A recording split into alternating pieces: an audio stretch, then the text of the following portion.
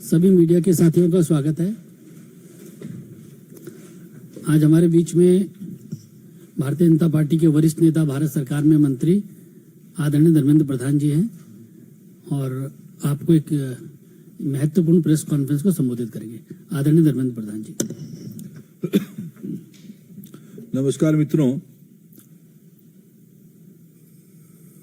इंडी गठबंधन के लोग और विशेष करके कांग्रेस पार्टी की नेता राहुल गांधी जी जो आए दिन संविधान की दुहाई देते हैं, इन दिनों में देश देख रहा है सबसे संविधान विरोधी काम कोई कर रहा है तो उसकी सरगना श्री राहुल गांधी जी हैं।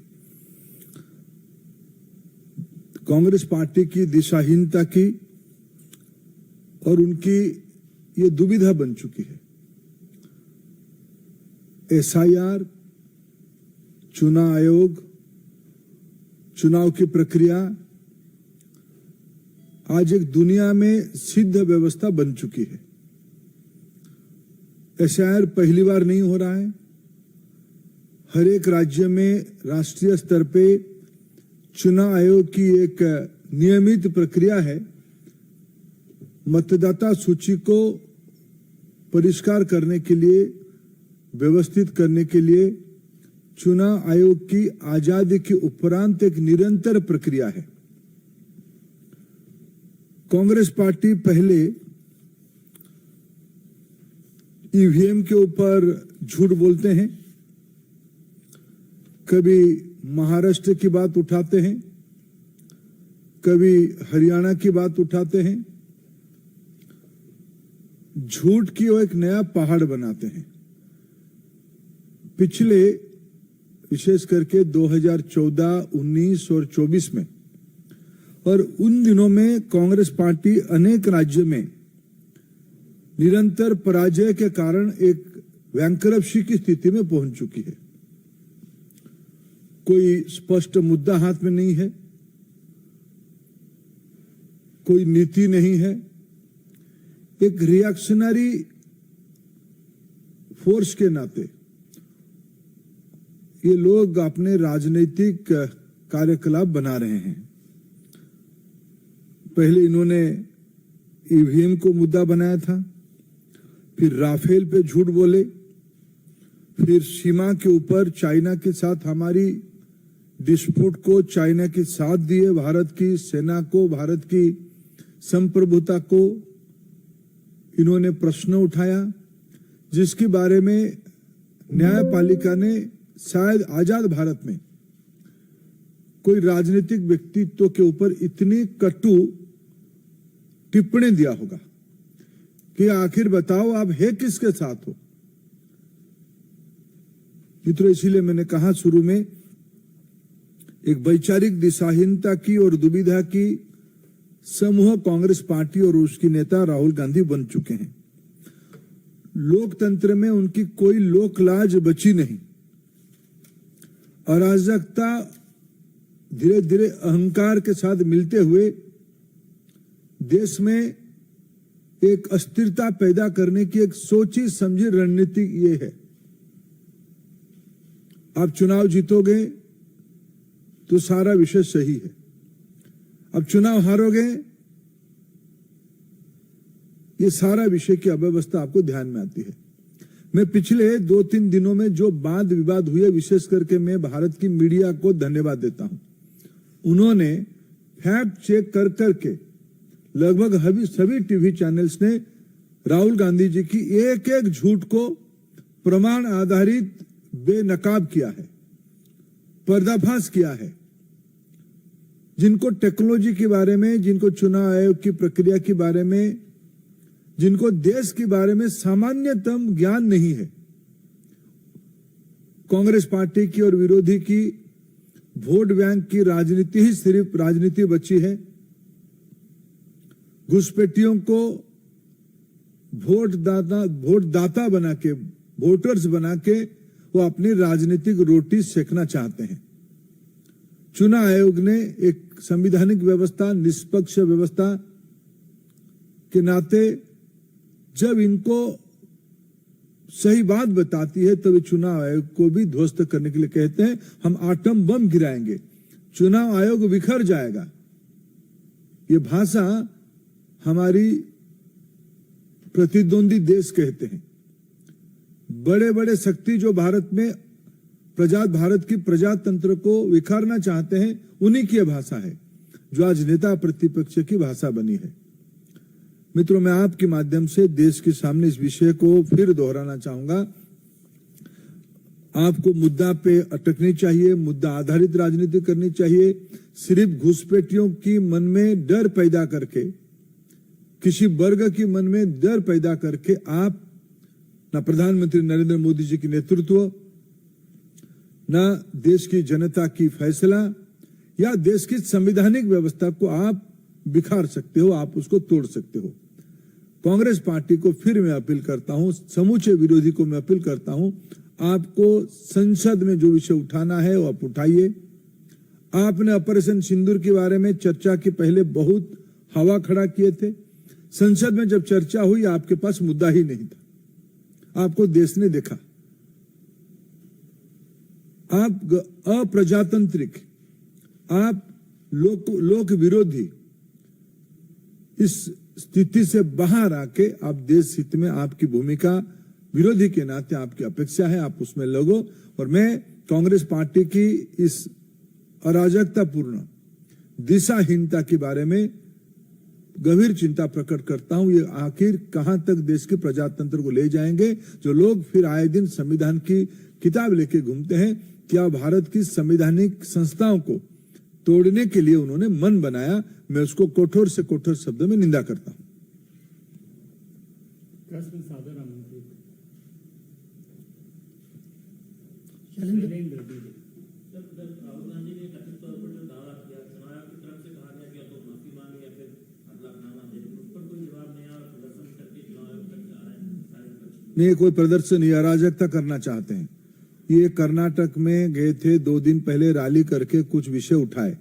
कर्नाटक की चुनाव आयोग की जो ऑफिसर है, उन्होंने कहा अगर इसी विषय को आप कहना चाहते हो तो आप एक एफिडेविट के माध्यम से बताओ।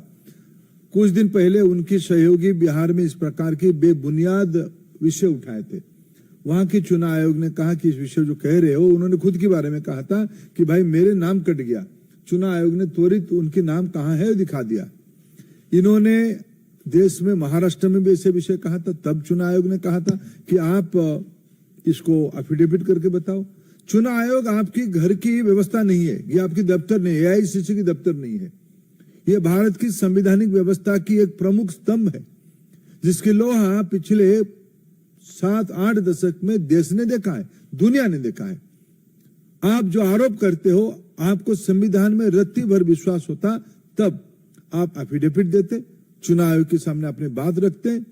अब गाली गुलज करके, अराजकता पैदा करके देश में एक अशांति की माहौल बनाने का प्रयास कर रहे हो।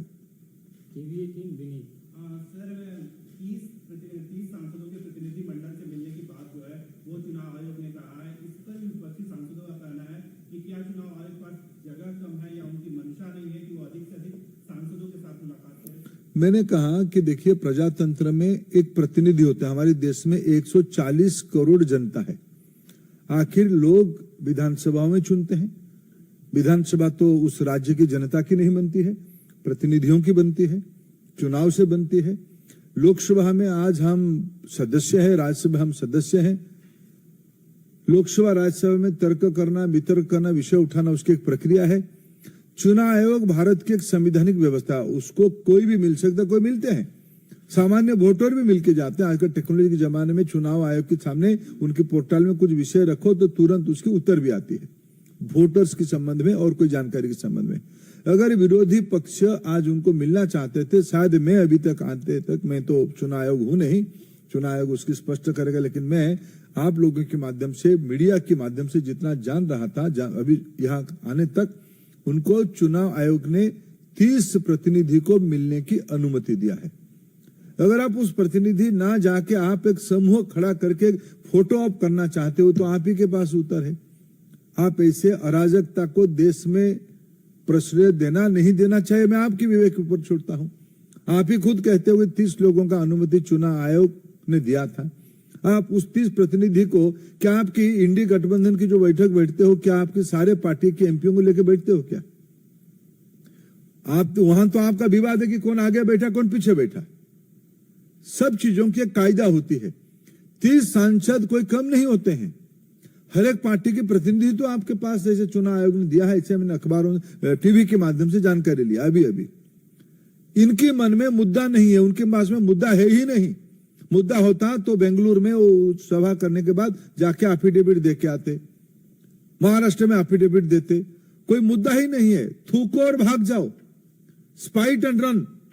ये जो उनकी एक अराजकता पूर्ण थ्योरी है, यह बहुत प्रजातंत्र के लिए बहुत ही चिंताजनक और बहुत घातक मानसिकता का है।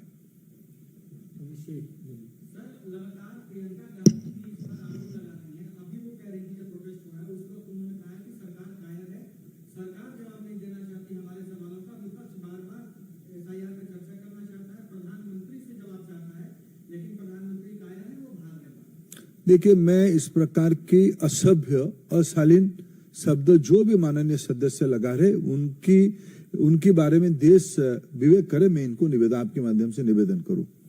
देश की इनकी क्या है, कांग्रेस पार्टी के मन में एक पीड़ा है कि हमारे खानदान के बाहर कैसे सत्ता चली गई। पंडित नेहरू जी की समय से लेकर श्रीमती स्वर्गीय इंदिरा गांधी, बाद में स्वर्गीय राजीव गांधी, बाद में रिमोट से मां बेटे और अभी बहन उनसे जुड़ी है। जो आरोपी है, जिनकी परिवार में भारत की संसाधनों को लूटने के लिए एजेंसियों की कड़ी शिकंजा पहुंच चुका है, ये लोग जो बरगलाते हैं तो असभ्यता, अपशब्द और अभद्रामी पे उतरते हैं। मैं उनको क्षमा देना चाहता हूं कि लोग निर्बोध लोग हैं। जो व्यक्ति चोरी करे और सीनाजोरी करे, इस प्रकार की, जब मैं समझ सकता हूं, जब उनकी परिवार के लोग, आत्मीय लोग भारत की संसाधनों को लूटने की मामले में जेल की सलाखों तक पहुंचेंगे, कोई बेल में है, कोई जेल की जाने के इंतजार में है। इस प्रकार की बौखलाहट अपेक्षाएं, आखिर संसद में कोई भी विषय पर हम आलोचना कर ले के लिए हमारी असहमति नहीं है, लेकिन जहां चर्चा जो विषय हो सकता है वही होगा। क्या हम सुप्रीम कोर्ट की कार्य पद्धति के बारे में हम चर्चा करते हैं? चुनाव आयोग की सुधार के बारे में कोई चर्चा करना चाहे तो चर्चा हो, लेकिन चुनाव कैसे हो रहा है, जो नियमित काम है। फिर मैं कह रहा हूं, मैं सामाजिक विषयों की विद्यार्थी हूं, राजनीति शास्त्र की विद्यार्थी हूं। पिछले 40 साल से भारत की चुनाव में मैं कार्यकर्ता के रूप में काम कर रहा हूं। मतदाता सूची में नाम जुड़वाना और कटना आजादी के उपरांत की प्रक्रिया है, चुनाव आयोग बनने के बाद ही प्रक्रिया है। मैं 40 साल से एक बूथ स्तर के कार्यकर्ता के नाते कई बार नाम जुड़वाया हूं, कई बार जो गलत नाम जुड़ जाता है कहीं से, मैंने कटवाने का अर्जी दिया हूं। आज भी चुनाव आयोग ने यह स्पष्ट रूप में कहा है कि जहां जहां एसआईआर हो रहा है, जो सही व्यक्ति कट गया है वो आए, हम उनको जोड़ने की अपील की व्यवस्था है। मैं राहुल गांधी जी को चुनौती देता हूं, समूचा विपक्ष को चुनौती देता हूं। अभी एसआईआर बिहार में चल रहा है, अगर वो इतना राजनीतिक सक्रिय कार्यकर्ता है, उनके पास उनकी पार्टी की बीएलए है, उनकी पार्टी के संगठन अगर है तो है, नहीं है किराए पे लिए तो अलग बात है। अगर है, राहुल गांधी खुद जाए बिहार में, अभी भी टाइम बचा है। जिन लोगों को कहते हैं नाम काट दिया, उनकी एक भी नाम जुड़ा के आए। मेरे मानता हूं चुनाव आयोग की निष्पक्षता इतनी होगी, हमारे संविधान में इतनी ताकत है, उनके नाम जुड़ जाएगा। नाम है ही नहीं। आप चाहते हो बांग्लादेशी घुसपैठियों के नाम भरना, देश की अधिकार को आप विदेशियों के हाथ में सौंपना चाहते हो। यह आपकी निहित वोट बैंक की राजनीति है, यह आपकी तुष्टीकरण की राजनीति है। आप जोर जोर से एक विषय को, गलत विषय को एक का थिएटरिक्स करके आप जनता को भ्रमित करने का अपचेष्टा कर रहे हो। 14, 19, 24 में और अनेक राज्यों में आपको जनता ने उसके बारे में उत्तर दिया है। बहुत बहुत धन्यवाद।